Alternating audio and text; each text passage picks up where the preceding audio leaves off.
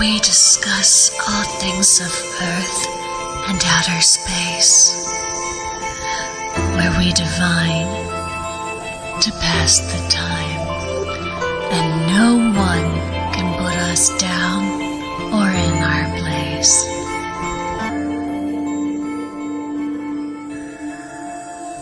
Grab your tea leaves or your spirits and gather around. The embers are glowing, warm flames abound. The hallowed hearth welcomes you now. Every great play begins with a single voice in the dark. I'm Katie Lynn Wolfe, and for years my life has been lived in the space between the scripted and the supernatural.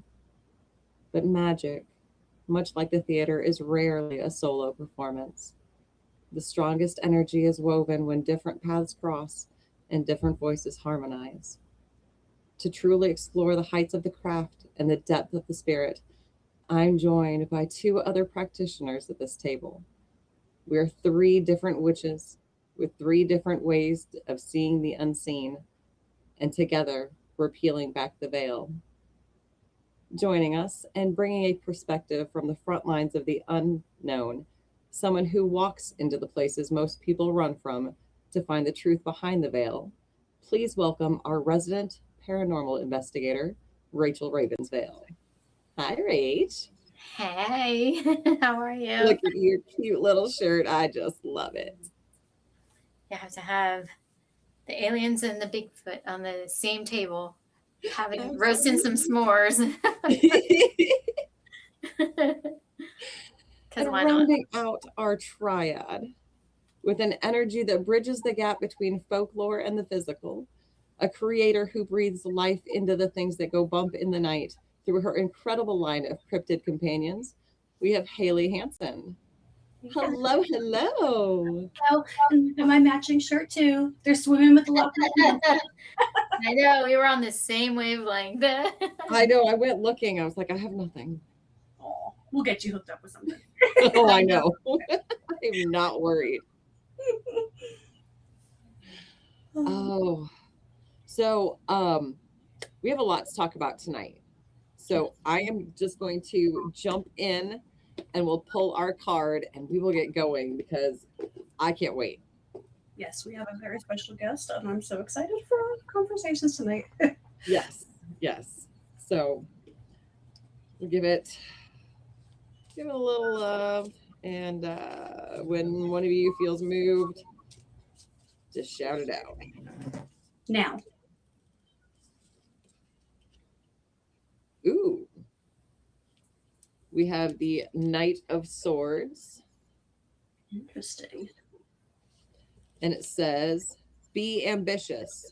Chase your every dream. Perfect. So what does our little book say about our studious witch?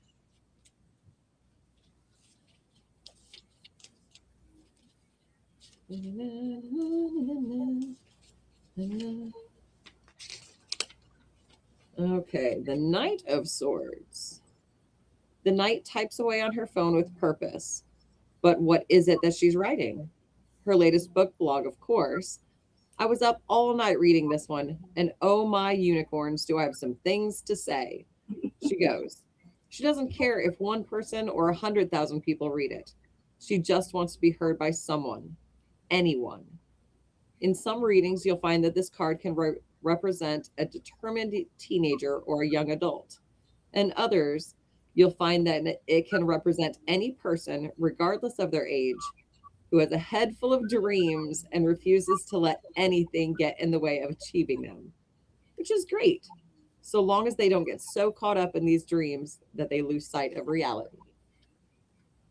Good card. Another one. That's a good card. Good one.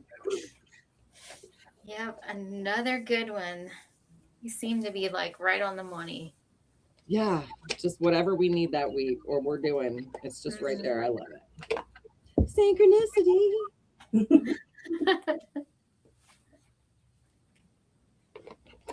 So, who wants to get us started and talk about this amazing topic? Because you guys have been getting more in your news feeds than I have been. Oh yeah. And heavy. There's been so much going on. Do you want to start us off, Rachel?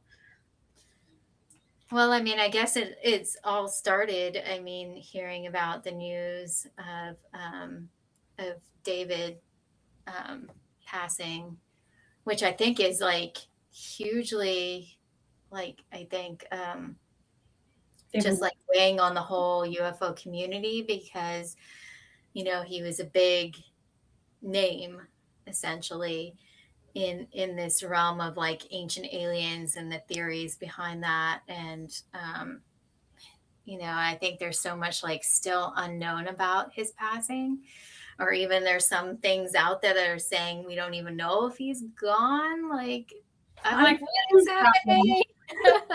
Well, please be a witness.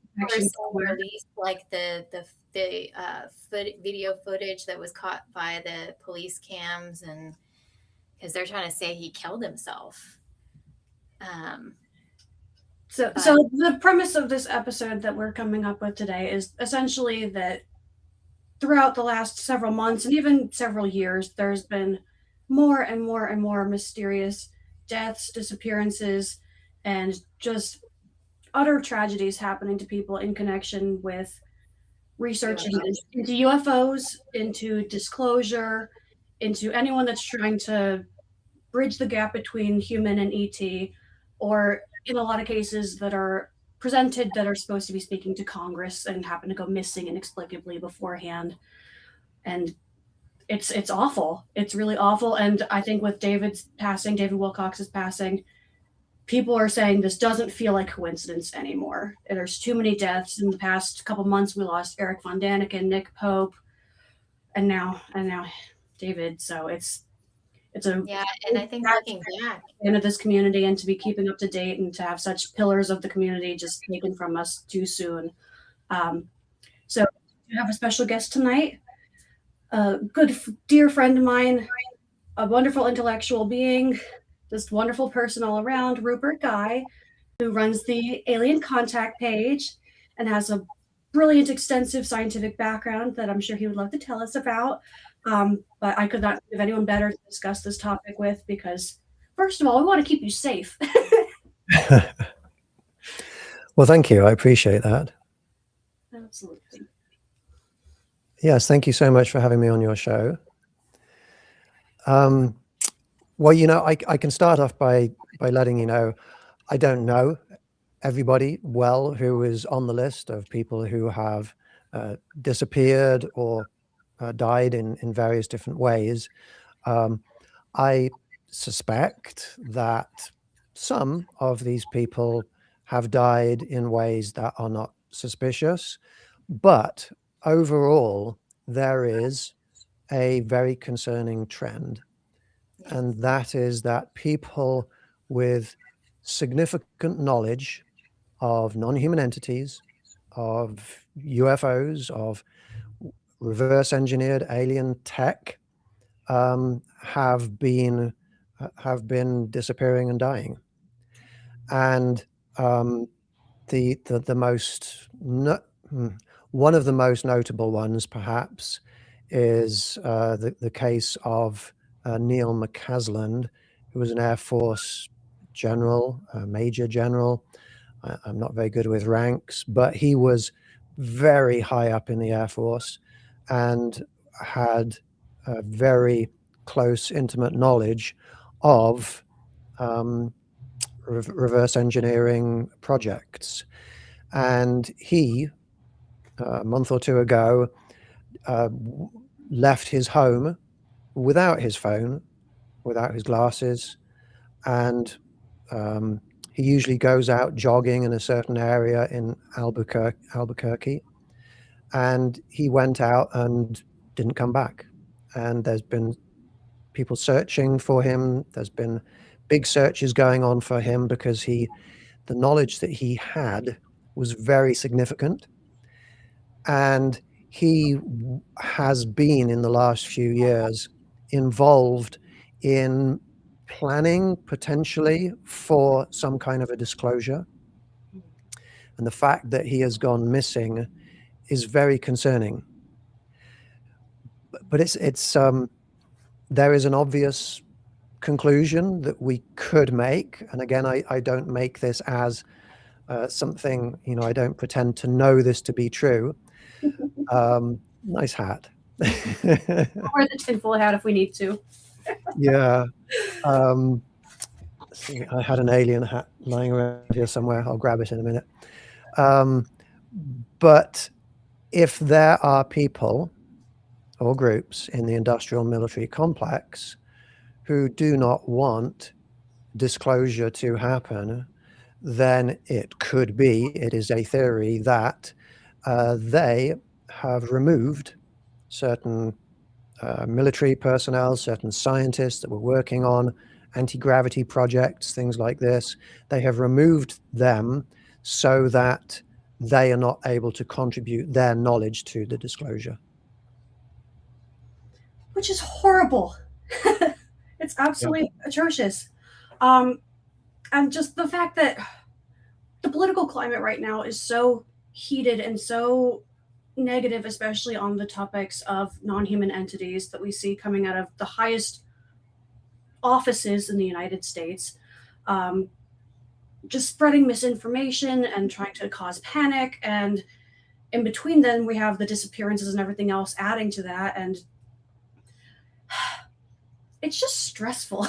It really is. I don't approve of rhetoric where people are saying that these beings that have not been properly explored or met with peace on a grand scale are demonic or evil or something to be feared, when they're generally, to most people, an unknown. Making the topic scary before it's even addressed on a base level without any type of base disclosure is so reckless. And we have like the congressional hearings back in 2019 where it started to seem like the conversation might be started and then just went nowhere. All the big conversations were being had behind closed doors. So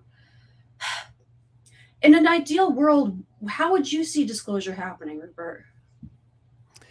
Yeah. Well, in an ideal world, it would be a truthful, educational disclosure. But our governments don't tend to be very good at educating. Our governments make decisions for us and then tell us what we should do. And what is happening at the moment is one person at a time in high-level positions are coming out and saying things like, well, I don't think they're aliens, I think they're demons.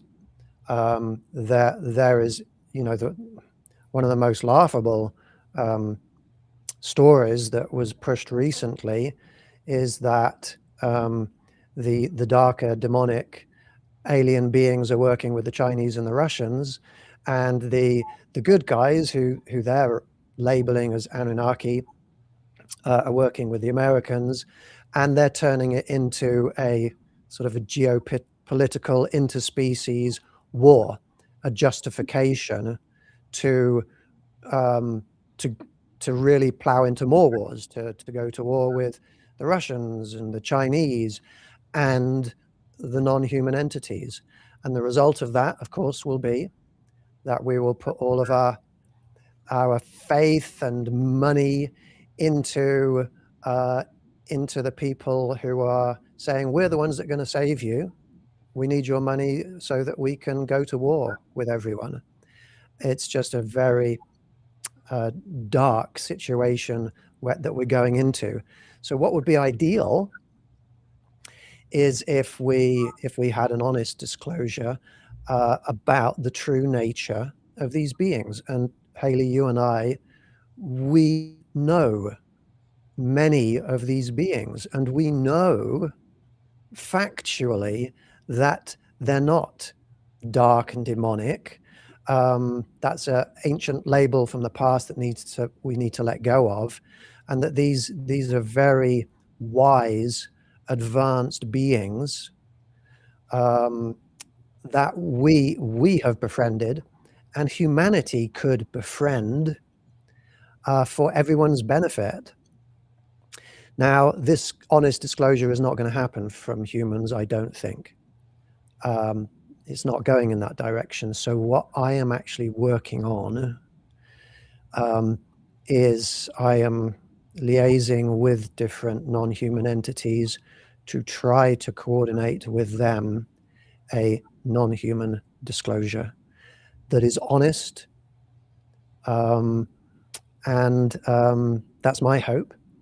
I don't know if it will ever happen, but that's what I'm trying to make happen.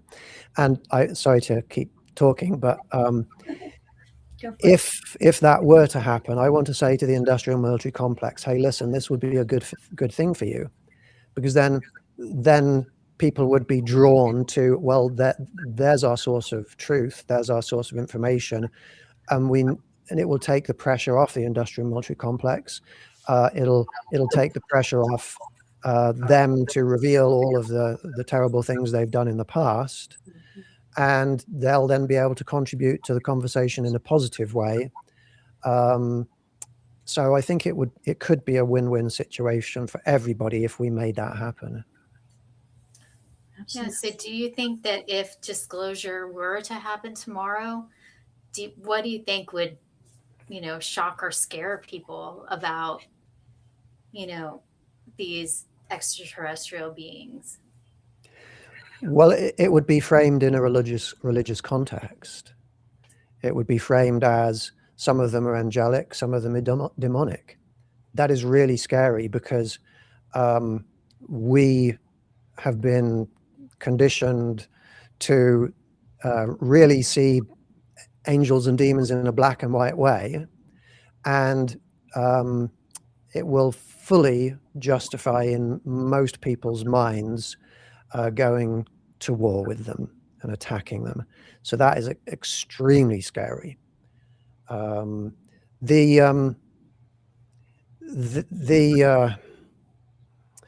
one thing I think that is holding back disclosure is not that the people with knowledge are worried that humans can't handle the truth.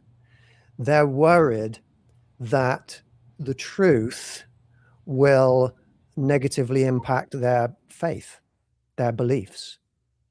And they don't want that risk to occur. That's why the truth is being held back. Absolutely. It's a lot. It is a lot. I mean, you see people attacking the Pope for various reasons when he's just trying to currently achieve some level of peace, which is not something you would ever think you would see, someone attacking the Pope for saying it's wrong to want peace in the world.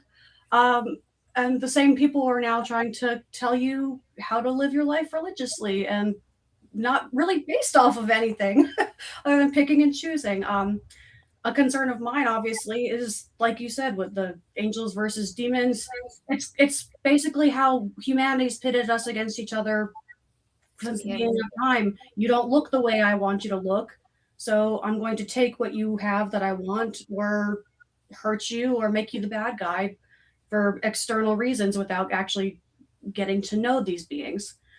And from my experience, thanks to you, I have had wonderful, friendly, lovely, loving encounters with these beings that most people would probably think are very scary at first glance. It takes a mental adjustment to wrap your head around people, or non-people, looking differently than you would expect. So I definitely agree with everything that you say. It would definitely take a paradigm shift. And I think having conversations like this helps us to get a gentle disclosure rather than a catastrophic one where, like, going back to like Reagan, where the administrations have been priming us to say, if we're having too many human wars, the only one that will unite us is one against space. We don't want it to get that far. We want people to have conversations and be open to the idea that there are things that we might not understand that we don't have to fear. So that's my 2 cents on it. Katie, what do the non-human intelligences think about us, and what's happening here on the planet right now. Oh, it depends on who you ask. But go ahead, Rupert. Yeah. Well, these are beings, and I'm going to try and answer somebody's comment that's Todd the Fox Music has asked about what is my understanding of these groups as well. So I'm going to speak to that a little bit too.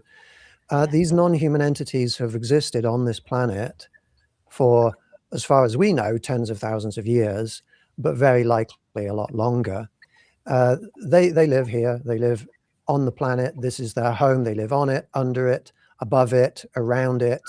And whether or not the classification of extraterrestrials is accurate is a question.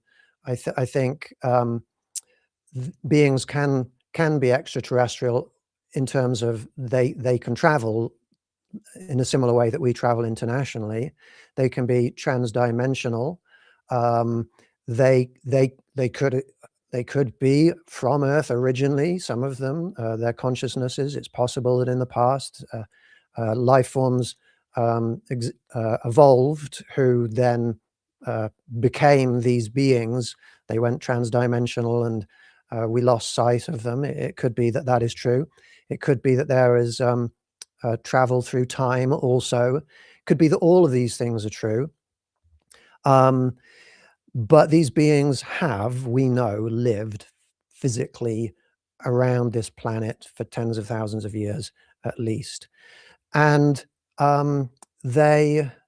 have interacted with them. They are, on the whole, more wise and more peaceful than we are. If they weren't, we wouldn't be here. What do they think of humanity? It's a good question. Well, they can see us not just with their eyes, but they can perceive us telepathically, psychically. They can look into us and know exactly who we are. They have a perspective of humanity that a lot of individual humans don't have, and they see all of the wars that we've always had, all of the terrible things that human beings do to each other and to the other living conscious beings on this planet. They see all of that, and to them, we really don't seem much more evolved than any other predatory species on this planet. We still accept things as being true without proof. We have beliefs rather than knowledge. We haven't broken free from just accepting that lie and accepting that bit of propaganda and accepting this bit of social conditioning. We need to evolve above all of that before we can safely enter into their communities. So when they look at us, they see all of our darknesses very clearly, but they also see the aspects of humanity that are beautiful. They see the beauty in our art, our music. They see beautiful people doing beautiful things. They see that there are peaceful, loving, non-judgmental, non-discriminatory people in the world who are ready. And when these beings look at us, they can see that humanity as a whole is not ready, probably never going to be ready. It's just built into our DNA, our instincts, that we do this dark stuff. But they also are able to see individual people for who they are as individuals. And I and Haley and a number of other people whom I know, we have personal relationships with them.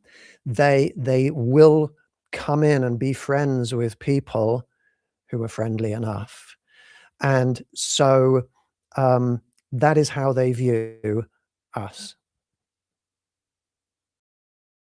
And that makes sense. I mean, it makes perfect sense. I mean, if I was like to imagine I was in their shoes and we saw the way that humanity behaves, and yeah, you would see that all of humanity, but you then, like you say, you see the individual, and you can say like, oh yeah, that person, right away, personality or whatever, their energy coming off of them is their intention is not good. While there's these others who have, like just the most wonderful intentions.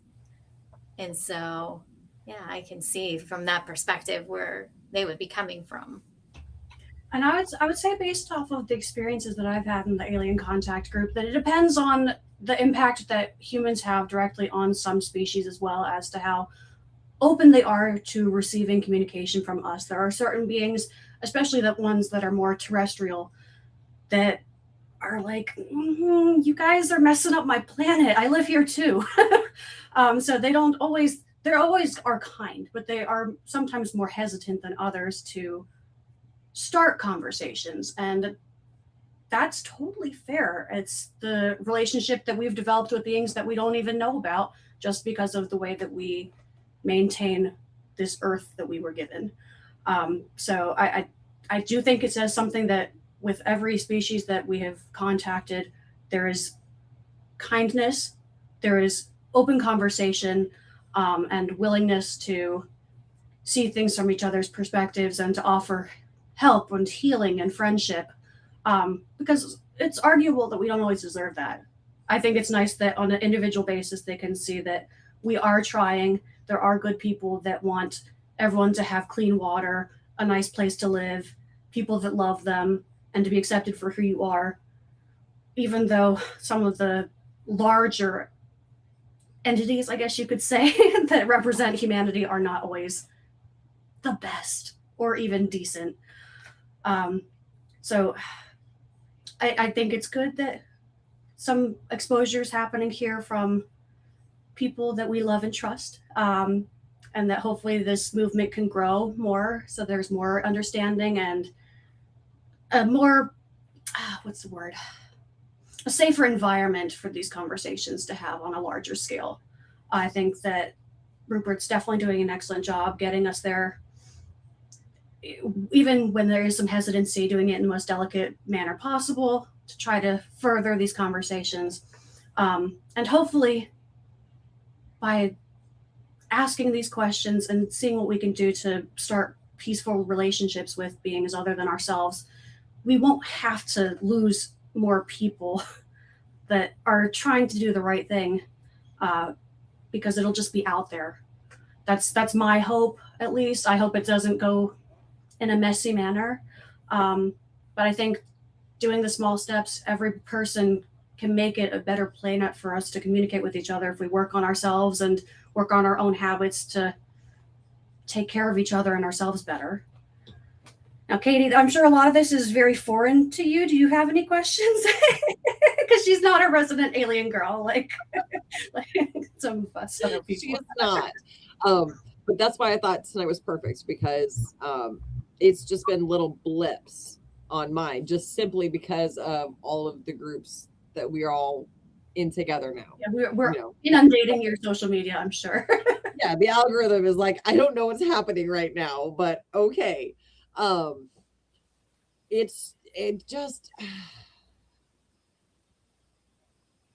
cynic in me is just like, well, of course they're hiding it. Duh. But then you get these folks that are like, we want to tell you everything. And I never trust anybody who says they want to tell you everything at one go. Because especially with something like this that is so nuanced and layered and old and multifaceted, and you can't tell me everything all at once, because I'm going to know you're full of crap. There's I have all the answers right now. There's more answers than you think, honestly. But that's it. Like, there's so much that, like Rupert was saying, making it educational. So, okay, let's start with, what are we talking about when we talk about beings who are non-human? Because I've got 4 of them that live in my house, but they're not this. I have 4 non-humans that live in my house, but they don't classify as some sort of other being, because they're dogs and cats. We know what they are. They've been classified. So yeah, all of this is just like my brain's soaking it all in. And to be fair too, well, the reason Ancient Aliens, the show, and the whole ethos around it is so popular is because there really is a lot of repetitive themes, and if we had a common language throughout time documenting everything, you would call it fact rather than mythos, because a lot of humanity has just been saying there are beings that are not from here that have given us these rules or that we've encountered, and this is what they wish for us. But because it's from a community of people from so far back that we don't have continuous language throughout that time, it's considered myth or not evidence enough. At what point does a collection of thousands of ancient cultures repeating the same stories over and over and over again not get taken seriously? It's kind of disrespectful to these cultures that came before us, because it's acting like they are not as smart as we are. That they don't know what they see. They didn't talk to these people that they said that they were talking to. So nor did they really understand them, right? Because they didn't understand, like we do, like about technology, and didn't understand about like things that we call, consciousness. But then they had different language for it, which is why this they did understand perfectly. It's the transition between magic and science, because we cover magic on this podcast. But really, they're a lot of times different words for the same things, different descriptions of saying there's a four-legged creature that lives in my house, whether it's a non-human entity or a cat. But specificity of language is something that we have the privilege of now, because we have access to the history of words, and we just have access to so much knowledge now that we can accurately say this is what we are experiencing now and document it properly. So we're very privileged to live in that time. But I think that what we've experienced now is that there is a lot of burden when you try to speak the truth and try to do the right thing. It's not always the easiest life. Well, typical than what people are used to, right? Because you are trying to enact like a paradigm shift, because people have thought one way for so long, right? And I think that's where you get like the people who are just so like with blinders on, like they don't want to see anything that's outside here, right? They're like, I'm here and I'm good here, and this is where I want to stay, but like you were saying, I think that maybe some of this has introduced into the mainstream, has opened up a little bit more of a dialogue, and people who are curious, who are wanting to expand their knowledge, and are going like, of course there are things we can't explain out there, and open-minded about it, so I mean, it's really interesting. What do you guys see as far as like, what are those like, groups that are non-human that are living on this planet with us? Do you guys know who they are? What species? Yeah. If you're comfortable talking about it, Rupert, go for it. Yeah. There are two different steps essentially in trying to figure out what's going on. One is to look at the evidence. The evidence is what is there, what can we see, what do we know as being true. That's the data, the raw data. The second step involves an analysis of that data and then making a conclusion, making some kind of a deduction. The evidence is very clear. We can see what is there. We have a huge amount of evidence, and I'll tell you a little bit about some of that in a minute. The place where human beings almost always fall down is then, how do you interpret what is? And the really dangerous people out there are the people who just breeze past the data, don't really worry too much about the data, and they make their own conclusions, and that's what they stick with, and those are invariably wrong. The information that we can see is Humanoid, that means 2 arms, 2 legs, a body, a head, 2 eyes, that the general human shape. Humanoid non-human entities that are more intelligent than we are. They have greater technology. They have a greater capacity to live in harmony with others than we do. There are about 5 main species of biological, advanced non-human beings who throughout history have been seen by various different people. The 5 main ones are the Greys, a similar looking species called Ebens.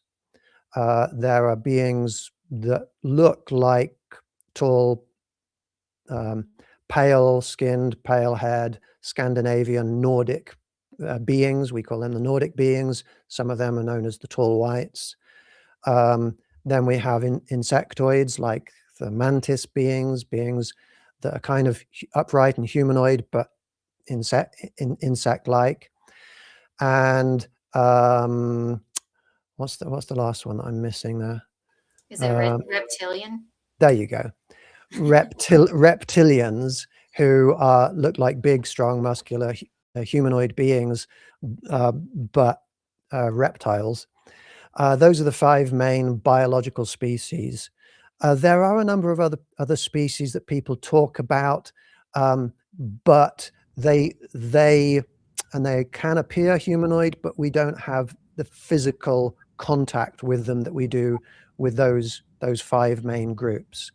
Such as like Lyrans and Avians, correct? Yeah, Arcturians, Pleiadians. There are a lot of beings out there that people perceive that may or may not be as they perceive them. But those 5 main ones are around us, and they all have the technologies to fly around in various different types of vessels, with flight characteristics that seem to be outside of our understanding of science. They can just suddenly accelerate to from 0 to like thousands of kilometers per hour in just a second or 2, which would kill most occupants if that was done without advanced science. But obviously they're not killed. Some of these vehicles, a lot of these vehicles have crashed over the years. That tells us that they're not infallible. They're not like super beings that never make mistakes. They do crash, and they can be shot down. And it is absolutely confirmed that certainly the US military has recovered a number of these different vessels and a number of these different beings. And that's the basics of what we know to be true. There are remains of these different non-human species that have been recovered in various different parts of the world, that you would think, wow, we've got an alien body here. Everybody in the world should know this, but they don't put it on the main news. You have to watch it through sort of YouTube podcasts and investigative reporters. But when they have analyzed the DNA from those beings, they discover one important piece of evidence, and that is that they are constructed out of terrestrial DNA, but the DNA, the genome, does not fit in our tree of evolved life. In other words, there has been genetic manipulation going on. Now, our species has just got to the point where genetic manipulation is possible, and to us it's a terrible, scary thing that we have to stay away from. But once it's a known technology with known benefits, and you've overcome any risks involved, then it can be utilized, and it has been utilized by these beings for tens of thousands of years at least, to manipulate terrestrial DNA to create whatever biological bodies they think are beneficial to whatever environments that they work in or live in, and whatever characteristics they want to have for doing what they do. So all of the humanoid biological non-humans that are around us are in essentially genetically engineered biological bodies. That is something we know. And then, you know, there's a lot more that we do know, but that's sort of an overview. That's a summary. For illustrative purposes, because this is how it's basically saying that the evidence that we see is like if we had CRISPR technology when we had Neanderthals existing on the planet from two different civilizations, essentially, correct? Like that's how far back this manipulation has likely existed, given the amount of sightings and documentation as far as petroglyphs and everything that show these type of beings that could not have evolved here. Yeah. Okay. It's probably, we don't have proof of this, but it's probably hundreds of thousands of years. And in some cases, like, for example, the insectoids, it could well be millions of years. Reptilians could be millions of years because reptiles existed on the planet before primates did. Yeah. So do you believe that people have been abducted by aliens then? Well, I have met and talked to many people who recall the experiences of being taken by different beings on board alien craft. And there have been a number of different types of experiences that people have. But one of those experiences is that DNA is taken from them, or they're implanted with an embryo, and then they become involved in some kind of a reproductive cycle of these beings that can result in just a reproduction of the species as a whole in the same form, or it can result in hybrids. And there are millions, probably every year, of these reproductions going on, and there are very likely millions of hybrids on different craft throughout our solar system. Yeah, that's true. That see this as a reason to prove the immorality of species that are known for abductions, such as greys, are notably the ones that do this. How do we grapple with that as not immediately writing it off as proof that they are evil, like some people try to claim? Yeah. Well, let me start by asking the question. Can you give me a thumbs up here, you three, out of you three, if you can ever consume ice cream or cheese? Okay. Do you think you're evil because you do that? Okay. Sometimes I feel like it after talking to you, though. Okay. But you know what a cow has to go through in order for that to be made? There has to be, the cows are put on, I'm not going to say the term of what it's called, but there has to be a forcible impregnation. There has to then be the babies taken away from the mother after, you know, the mother has given birth and is producing milk, in order to then put that mother in a machine that she's pumped dry for several months, and then the same process goes on and on and on and on and on until she just can't stand anymore, and then she's killed for meat, or, you know. That process to the cow doesn't probably feel very nice. But I don't think that you're all evil people. These beings, they don't feel like they're doing anything wrong when they take us, even though it goes against our sense of morality. Now, if the cows could turn around and talk to us and say, this, you know, if you could really see their pain, their suffering, then it might make a few human beings sort of reevaluate what they're doing. What we try to do in my group is when we communicate with grey beings, often what we do is try to explain to them that we don't feel like what they're doing by taking us in a non-consensual way and using our bodies in a non-consensual way. We don't feel like that is moral to us, and this is how it causes us pain or terror or trauma. And we also communicate to them that there's a lot of good people on this planet who would help them voluntarily if they were just to ask, if it were to be out in the open. So we're offering solutions. We are acting actually as diplomats, interspecies, interstellar, transdimensional diplomats on behalf of humanity with the grey species. So that is how I think of the morality of these species. And when we communicate with them, they're not evil, they're not bad. They're different.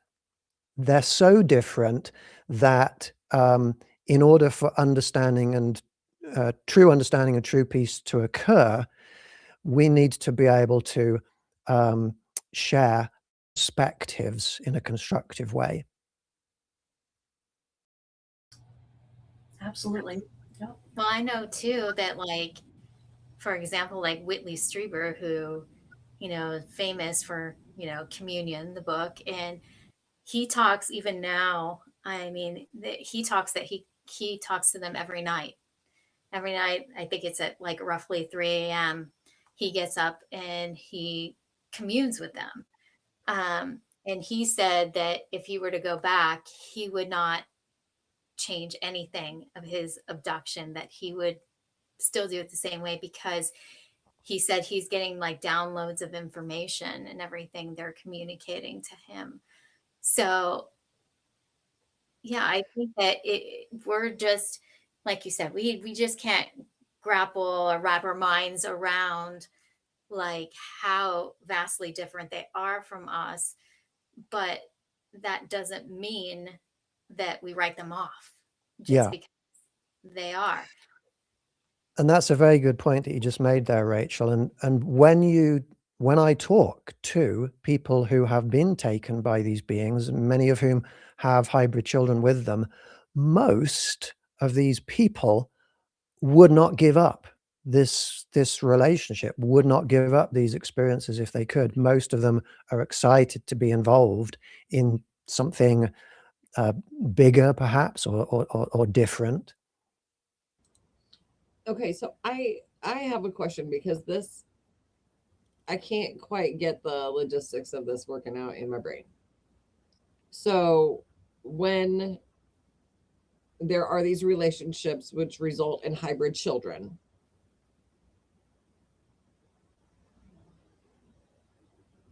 it sounds so stupid, and I apologize, but like, how does custody work? Like, how do you, because we as humans put a lot of weight on that parent-child relationship and making sure that we are nurturing and we are teaching our children our cultures, our whatever. So how does that work when you have a hybrid child? How,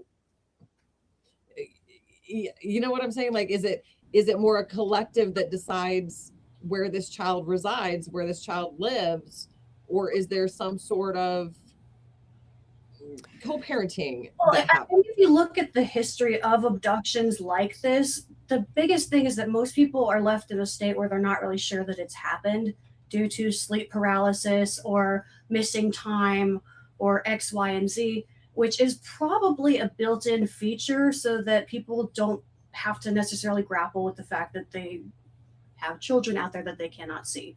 I think that for most abductees, they're pretty lucky, I guess, that the collective is telling them that they're crazy, so they don't have to worry about it. But I don't know of too many people that are documented that have regular custody agreements. So I think it's kind of taking what they need and go for the most part, which morally humans struggle with.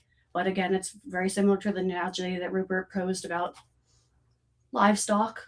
I don't think that they necessarily would think of humans as livestock, but more of a means to an end to continue their reproductive processing. And if this genetic manipulation has been happening for as long as it pretty much has been proven that it has, then this is just the way things are done.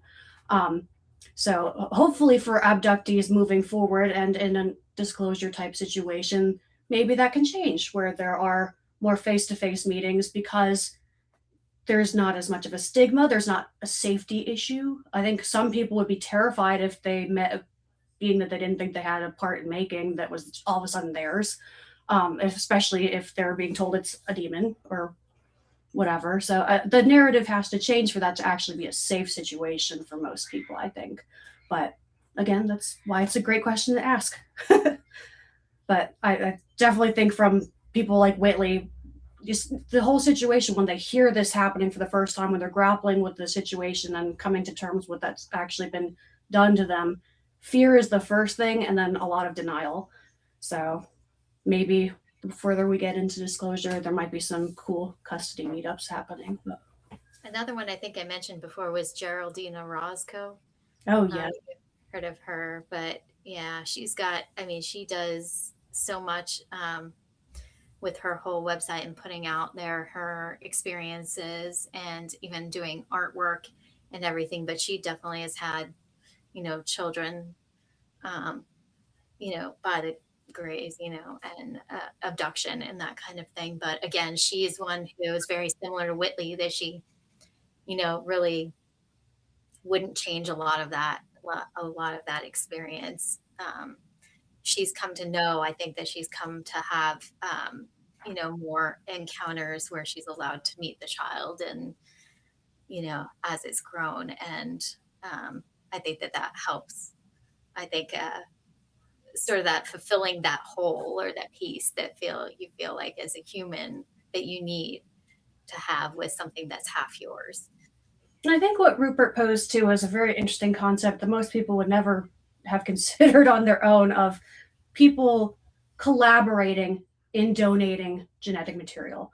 I think a lot of the fear of ETs and extraterrestrial crafts comes from this cattle mutilation and thinking that that's what's being done to people on crafts because they might need genetic material for reproduction or X, Y, and Z. But when you think about what humans have already set up for themselves as far as egg banks, sperm banks, genetic donations of plasma and blood, people are willing to help, but you can't willingly offer something if it's not posed as an actual option. People are saying aliens don't exist. You can't sign up to give them your eggs or plasma or whatever else they might need. So that conversation has to be had where humanity's in agreement that this is something that's happening, your experiences are valid, and then probably some people would line up pretty quickly if they knew that this was a dire need and that's something that would prevent non-consensual abductions from happening. So we're getting there. We're starting. Yeah. And if you don't mind, I'd like to just inject something else into here as well. What's happening is we're focusing naturally on an aspect of reality with these non-human entities that will horrify large numbers of the population if this comes out, if disclosure properly happens. But what I would like to also put into here is that greys are just one species out of several, and that the several other species don't do that, and they are in fact really trying hard to offer very wise and helpful advice to humans. There have been multiple, many experiences where non-human entities have come down, landed in front of people, and given them messages, advice, trying to help us to steer our future in a better direction, in a benevolent way. and that they give us messages about, hey, nuclear weapons aren't so good.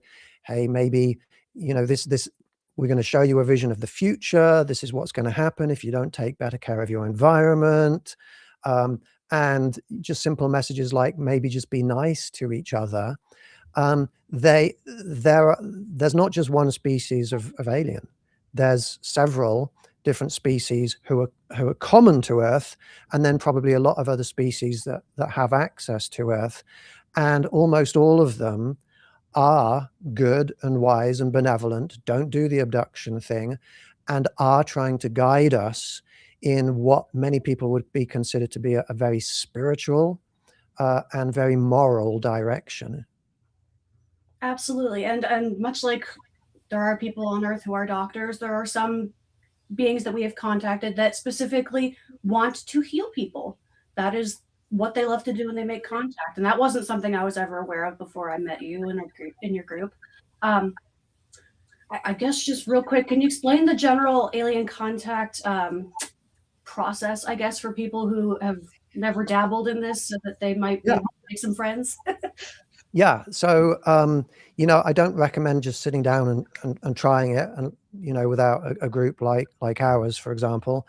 But basically what we do is we sit down, we meditate, we relax our bodies, we tune into our spirits, we fill ourselves with light and love, push out from ourselves any feelings of darkness or hatred. We're going to meet some higher level beings here. We have to try and ascend to the highest level possible before we do that, so that they're more receptive to us.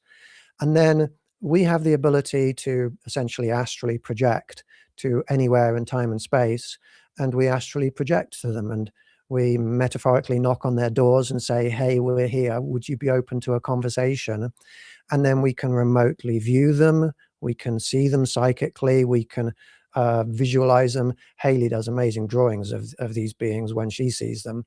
That last session, there was like about 8 different beings that I think you drew. And we can remotely communicate with them, and we have these important conversations. We try and get to know them. We explain our situations to them. We come away with helpful advice. We come away with friendships. Sometimes we get healing.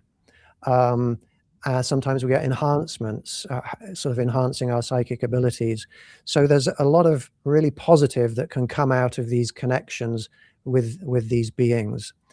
If we do that in a location where we can see the sky, sometimes we see their craft come into the sky, or sometimes themselves in kind of luminous orb-like forms. And almost every time they come in around us on the ground in a way comparable to how spirits come around us. We can see them in just outside of our 3-dimensional space. We can sense their presence, and they come up to us. Sometimes we hold hands with them. Sometimes we give them hugs. Being hugged by little childlike aliens is common thing to happen in our groups. And so it's all just peaceful, loving, trying to move humanity in a much better direction. And the other thing that I love about the group too is the collection of data, because in this group we are receptive to psychic perceptions, but not a lot of people. Well, I'll phrase it this way: a lot of people are easy to dismiss that, but it's very validating when you come out of one of these meditations and 6 people have all seen the same thing, even if that's not what you necessarily went into the meeting going for. Everyone's telling the same story. They've got the same drawings. You look up, yep, I saw that guy. And it's hard to make some of that stuff up. Most of it is very, I don't want to say fringe, but it's foreign to us. It's foreign to me. I see these things and I'm like, okay, I'm going to write it down. I don't know if this is relevant. And then it turned out to be a group experience. So the more that this is documented, we're making our own petroglyphs here. It's pretty cool. Definitely. Well, we are right at an hour. This is a wonderful discussion. Thank you so much. I know. I feel like I have so many more questions that we could forever. Yeah. I know. So I guess this is a good time to say, Rupert, if there are any ways you'd like people to contact you, if they are interested in joining your group, would you like to share that? Right? Absolutely. I have a group. The website is www.patreon.com/ what do you call it in this country? Slash. / alien contact. So patreon.com/alien contact. Excellent. And folks can find you on Facebook too, and then link to everything, correct? That is correct. Just under the Alien Contact Facebook page. You can go there if you like. Facebook places a lot of restrictions on it, what I can do. So it's probably not my highest recommendation. But if you go to my Patreon group, there's a collections tab with a lot of free videos. You can watch them before you choose to join if you want to. That would be my recommendation. It's wonderful knowledge. It's an awesome series about morality, about science, about how this page came to be. I very, very highly recommend it. Even if you're not interested in joining to contact beings, it's still a very, very refreshing series of videos that are very well put together, describing how to be a good person. And How to open your mind a little bit. yeah, Huh? it's very mind opening stuff, and it's very well done. So That's awesome. Thank you. Get on that. We're definitely going to be keeping an eye on things. And as you know, we get some more information, or if you find that there's going to be some more information out there that you would like to come and share with us, please feel free to join us anytime, because this has been awesome. Well, thank you very much. I would love to do so. Thank you. Thank you. Yeah. Thank you. All right, my sweet sisters. We will so next week it's just going to be the two of you.